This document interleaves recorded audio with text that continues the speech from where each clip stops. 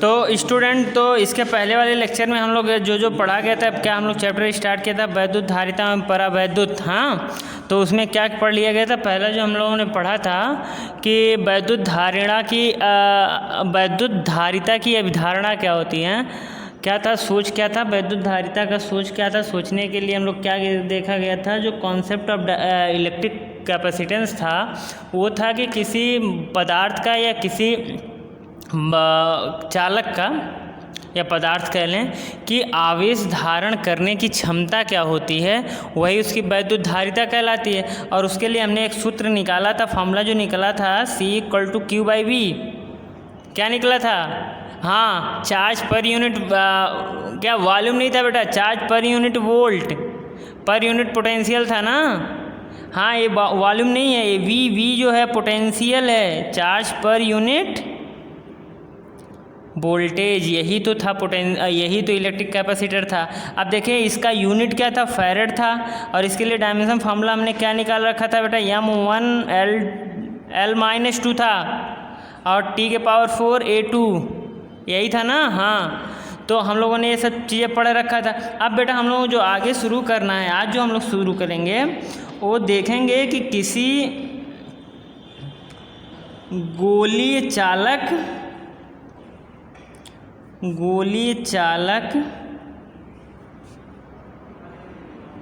के कारण वैद्युत धारिता, या किसी गोलीय चालक के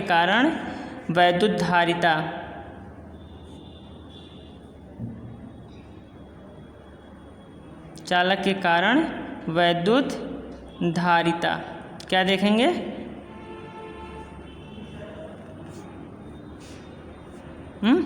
तो मान लेते हैं कि माना कि एक गोलीय चालक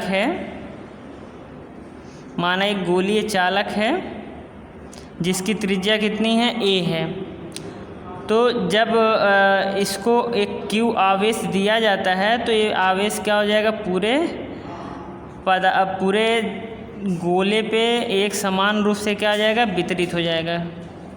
एक समान रूप से क्या हो जाएगा, वितरित हो जाएगा। तो इतना लिख लें हम लोग, माना एक गोलीय चालक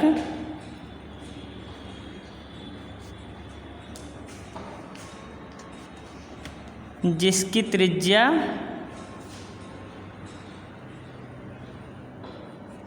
A मात्रक है या A यूनिट है,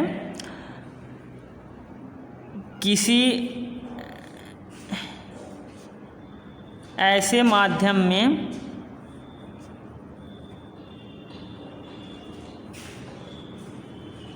रखी गई है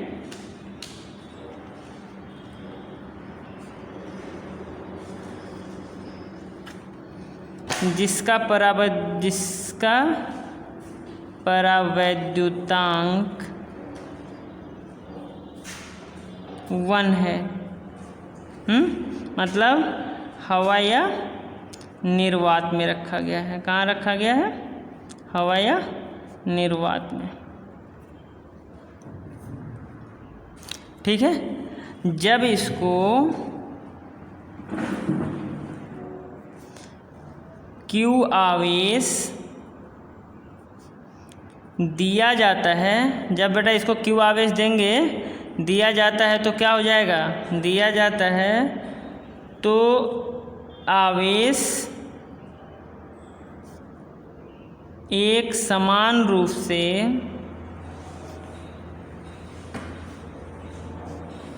पूरे चालक पर वितरित हो जाता है,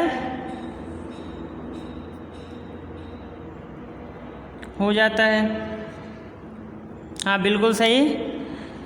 अब देखिए, ये जब आवेश इससे वितरित होगा तो इसकी वजह से जो वैद्युत ऊर्जा होगी यानी वैद्युत बल रेखा होगी वो क्या होगा, गोलीय चालक के अभिलंबवत बाहर की ओर हो जाएगी।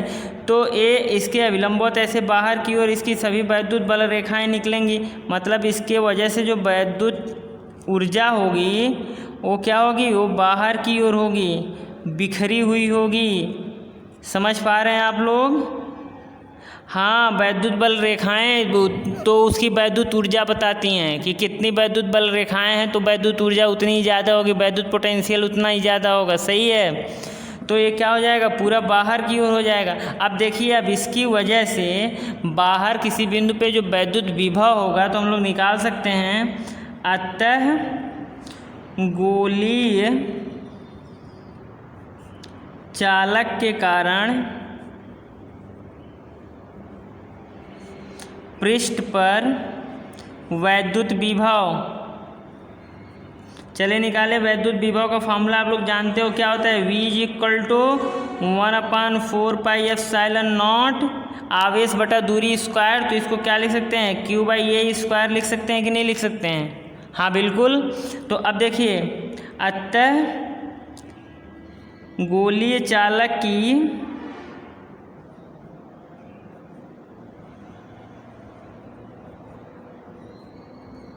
वैद्युत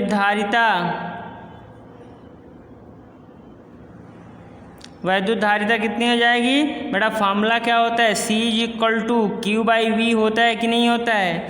अब देखें, C के जगह पे C रहने दे, Q के जगह पे Q रहे, V के जगह पे क्या पहले वाले इक्वेशन का जो समीकरण 1 का जो मान है V का वही रख दें, 1/4πε0 Q/A² रखेंगे तो एक Q कैंसिल आउट हो जाएगा, ये पूरा का पूरा टर्म कहाँ आ जाएगा, ऊपर आ जाएगा। तो C = कितना हो जाएगा, देखिए ध्यान से, 4πε0 ए होता है, ए हो जाएगा, ए हो गया आपके लिए सूत्र, मान लेते हैं इसको C0, तो ये हो जाएगा यही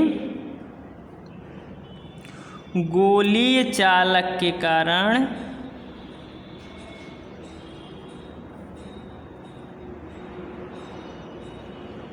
वैद्युत धारिता हो जाएगी।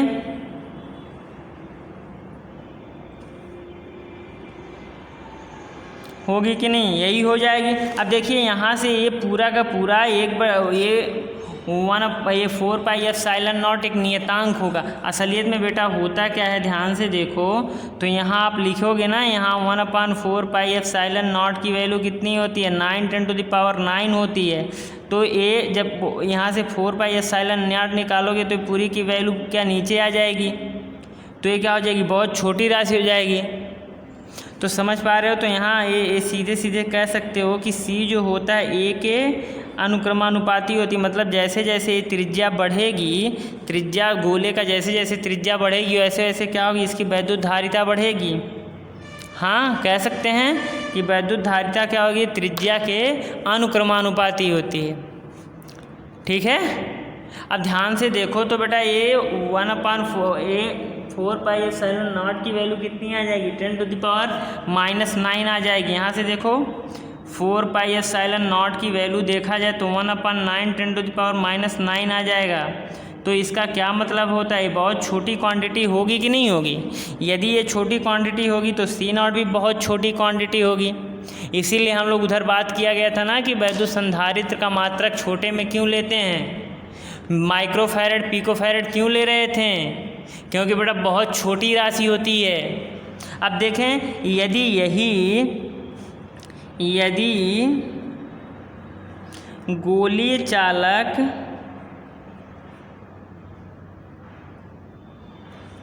ऐसे माध्यम में हो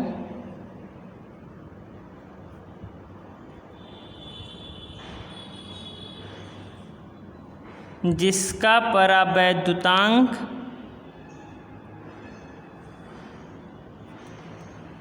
के हो, तो बेटा यही सीधे सीधे हम लोग लिख देंगे, धारिता कितनी हो जाएगी,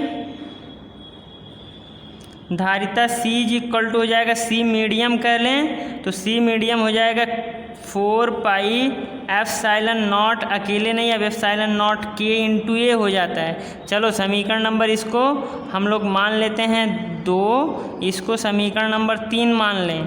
तो अब देखें बेटा समीकरण अब देखें बेटा समीकरण 1 व 2 से क्या लिख सकते हैं, समीकरण 2 व 3 से 2 व 3 से लिखें। देखिए बेटा 3 में समीकरण 3 था अपना C = ए कितना था 4πε0 k इंटू ए, और समीकरण 2 था C0 जिसकी वैल्यू कितनी थी 4πε0 इंटू ए। अब देखिए जब इसको पूरा का पूरा डिवाइड करेंगे तो ये सी मीडियम की जो वैल्यू आ जाएगी, सी मीडियम बाई C0 की वैल्यू कितनी आ जाएगी के हो जाएगी। अब के की वैल्यू बेटा हमेशा ग्रेटर देन 1 होता है। ध्यान से देखो, इसको काटो, इसको कैंसिल करोगे तो इसकी वैल्यू के होगी कि नहीं होगी। अब चूंकि के की वैल्यू जो होता है किसी भी माध्यम के लिए के का मान सदैव 1 से ज़्यादा होता है। कितने से ज़्यादा होता है 1 से ज़्यादा हो जाएगा तो क्लियरली आप क्या कह सकते हो, तो सी मीडियम बटा C0 की वैल्यू कितनी हो जाएगी 1 से ज़्यादा हो जाएगी। अब जब 1 से ज़्यादा किसी भी दो रेशियो का दो वस्तुओं के दो संख्याओं का अनुपात यदि 1 से ज़्यादा होता है तो इसका एक ही मतलब होता है कि जो न्यूमरेटर वाला टर्म है, अंश वाला टर्म है, वो हर से ज़्यादा होता है। क्या मतलब निकल जाएगा कि सी मीडियम मतलब माध्यम में किसी गोलीय चालक की जो वैद्युत धारिता होएगी वो निर्वात या वायु में उसी गोलीय चालक की वैद्युत धारिता का मान से ज़्यादा हो जाएगा। इसका क्या मतलब बच्चे, ऐसे समझो कि एयर में आप एक बॉल है, गोलीय बॉल है, तो उसकी वैद्युत धारिता आप 10 मान लो, कितना मान लो 10 मान लो। तो जब आप उसी गोले को, उसी आवेशित गोले को जल में डाल दोगे या पेट्रोल में डाल दोगे या वैक्स में डाल दोगे तो उसकी जो धारिता होगी 10 से बढ़ जाएगी। यही इसका मतलब है। समझ में आ गया? अच्छा, और क्या बेटा, और इसमें मेन इम्पॉर्टेंट बातें हम लोगों को क्या पढ़ना है जो आगे काम आएगा कि पहली चीज़ गोलीय वैद्युत धारिता का मान, गोलीय चालक की वैद्युत धारिता या गोलीय चालक की वैद्युत धारिता क्या होता है, बहुत कम होती है या छोटी होती है। क्या होती है, बहुत कम होती है। अच्छा, और क्या बातें होती हैं, दूसरी चीज़ कि ये जितने भी बेटा देखो ध्यान से हम लोग बात कर रहे थे कि जितने भी इस पे ऊर्जा होंगी वो इकट्ठे नहीं रहेंगी। देखें ध्यान से, ये जो आपने फॉर्मूला, ये जो फिगर है इसको ध्यान से देखें तो इससे स्पष्ट हो रहा है कि जो भी इसके पास ऊर्जा है वो कलेक्ट नहीं है, इकट्ठे नहीं हो, क्या हुआ है, बिखरा हुआ है चारों तरफ। तो दूसरा क्या कह सकते हैं कि ये जो गोलीय चालक है, गोलीय चालक पर धारिता के कारण वैद्युत ऊर्जा क्या होगी, एकत्र नहीं होती है, यह चारों तरफ बिखरी होती है। ठीक है बच्चों, अब देखो, अब सोच के देखो कि यदि ये बिखरी हुई है, क्या बिखरी हुई है, वैद्युत ऊर्जा इसकी, तो हमको एक ऐसे वस्तु के बारे में सोचना चाहिए, ऐसे सिस्टम के बारे में, ऐसे उपकरण के बारे में सोचना चाहिए जिसमें वैद्युत ऊर्जा क्या हो बच्चों, एकत्रित हो, हैं, जिससे हम लोग वैद्युत ऊर्जा को क्या कर सकते हैं, संरक्षित कर सकते हैं। तो बेटा जब संरक्षित करने जैसे सोच आती है तो फिजिक्स में अगला जो टॉपिक, इस चैप्टर में अगला जो टॉपिक हम लोग पढ़ना होता है इसी सोच से, उसका नाम आ जाता है वैद्युत संधारित्र। क्या नाम आ जाता है बच्चों, वैद्युत संधारित्र। सब लोग बोलो, हाँ वैद्युत संधारित्र। क्या इंग्लिश में बोलेंगे, इलेक्ट्रिक कैपेसिटर, इलेक्ट्रिक कैपेसिटर। अच्छा एक बात बताओ सब लोग, घर में फ़ैन लगा हुआ है, सबके घरों में फ़ैन, सीलिंग फ़ैन देखे हो सब लोग, हाँ, तो उस सीलिंग फ़ैन में एक सेल जैसे कुछ लगा होता है मोटा सा, हाँ वही, उसको क्या बोलते हैं, वही है आपका वैद्युत संधारित्र, वही है इलेक्ट्रिकल कैपेसिटर, वही है बेटा।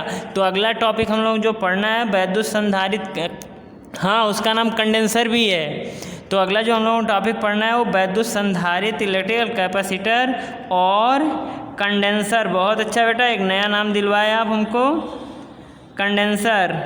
हाँ बिल्कुल, क्या इसका, इलेक्ट्रिक कैपेसिटर और कंडेंसर। चलिए बेटा उसके बारे में हम लोग कल अगले लेक्चर में पढ़ा जाएगा।